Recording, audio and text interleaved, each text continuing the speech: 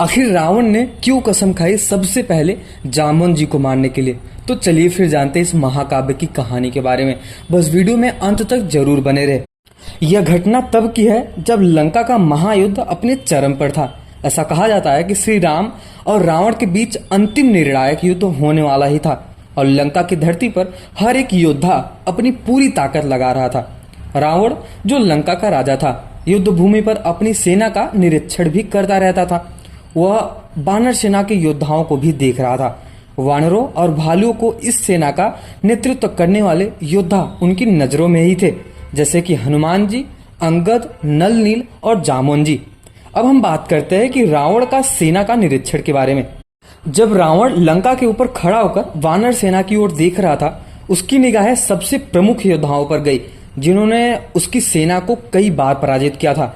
सबसे पहले उसकी नजर हनुमान पर गई, जिसने लंका को जलाने की हिम्मत दिखाई थी और पूरी तरह से जला के राख भी कर दिया था।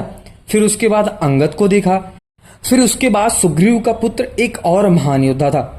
इसके बाद उसकी नजर नल और नील पर गई, वही नल नील जिन्होंने समुद्र पर पुल बनाकर श्री राम की सेना को लंका तक पहुंचाया था। अब ऐसा कहा जाता है कि जो नल और नील है, उनको भगवान ब्रह्मा जी के द्वारा आशीर्वाद था कि वो कभी भी जल में अगर कुछ भी चीज फेंकते हैं तो वो कभी भी डूबेगी नहीं। तो इस हिसाब से नल नील ने पूरी मेहनत लगाकर समुद्र पर पूरा रास्ता बनाया था। ऐसा कहा जाता है कि नल नील की ही देन थी और हनुमान जी की।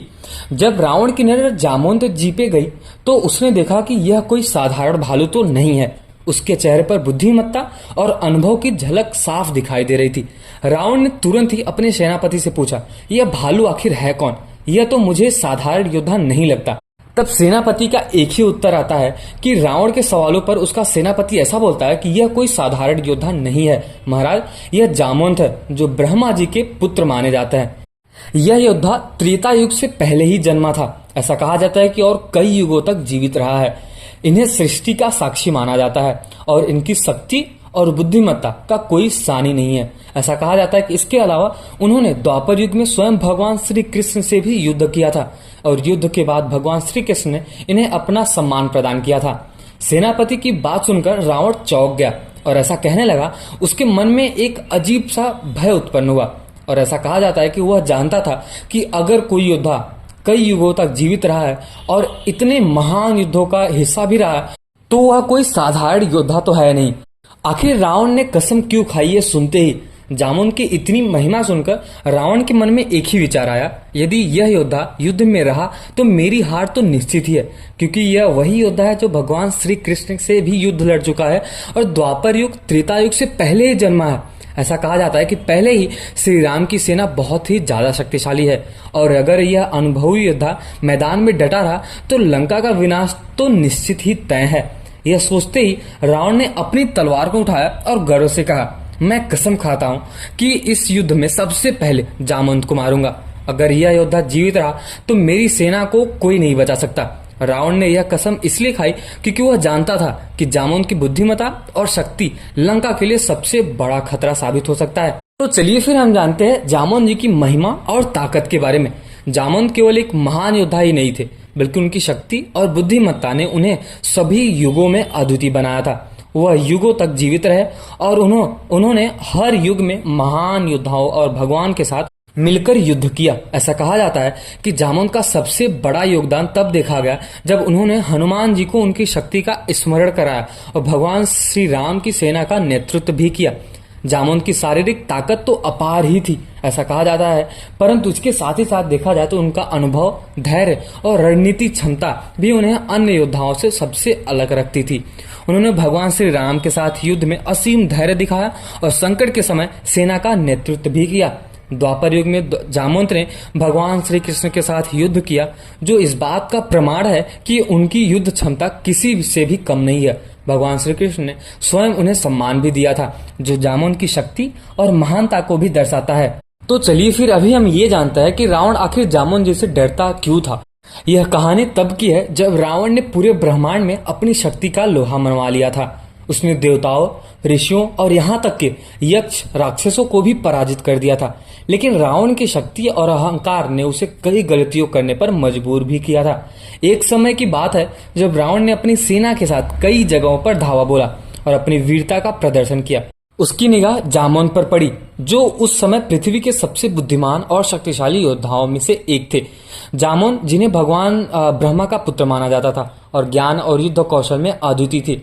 रावण का घमंड इस कदर बढ़ चुका था कि वह समझता था कि कोई भी योद्धा उसे पराजित नहीं कर सकता था। उसने सोचा कि जामवंत तो बस एक भालू की तरह दिख रहा है, जिसे हराना उसके लिए बहुत ही आसान काम होगा।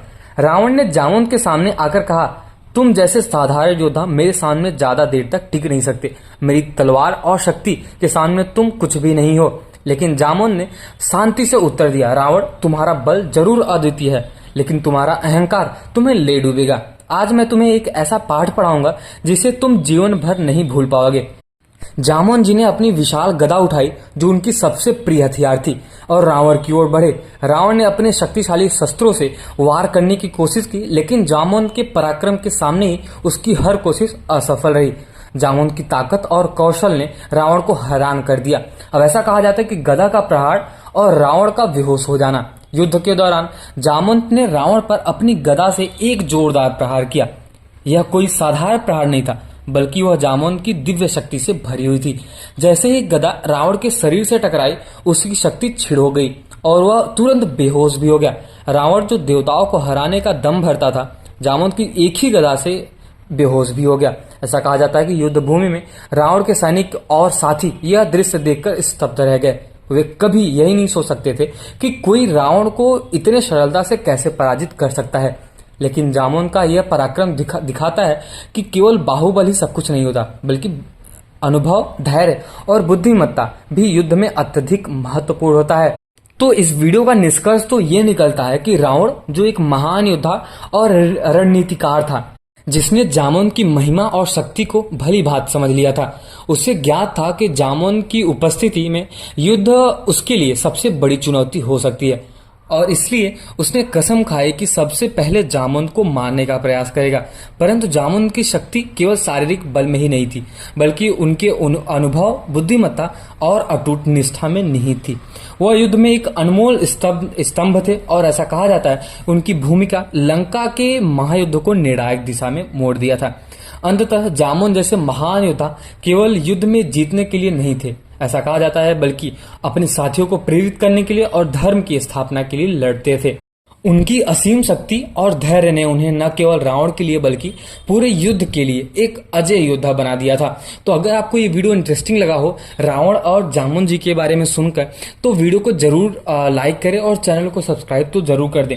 और अगर आपको ऐसे इंटरेस्टिंग वीडियो को जानना है तो अपने दोस्तों को जरूर शेयर करें और वीडियो को सब्सक्राइब जरूर करके जाना, और एक बार जरूर कमेंट बॉक्स में जय श्री राम तो जरूर लिख के जाना। तब तक के लिए मिलते हैं किसी और वीडियो में।